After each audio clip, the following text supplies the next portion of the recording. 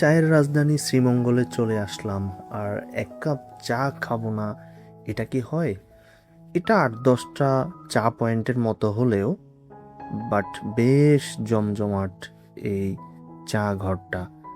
Specially আমার কাছে অনেক ভালো লেগেছে।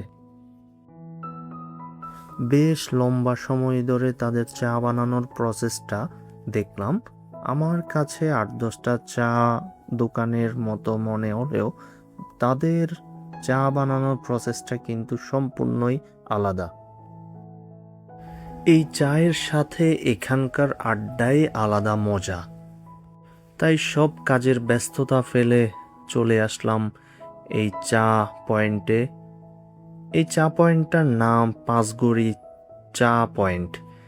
এটা হলো শ্রীমঙ্গল মৌলভীবাজার রোডের পাশেই। মৌলভীবাজার থেকে শ্রীমঙ্গল যাওয়ার পথে 5 কিলো থেকে 6 কিলো সামনেই এই চা পয়েন্টটা। প্রতিদিন শত শত লোক এই চা পয়েন্টে ভিড় করে শুধুমাত্র এই পাঁচগড়ি চা খাওয়ার জন্যই। তাই আমরাও চলে আসলাম এই পাঁচগড়ি চা পয়েন্টে।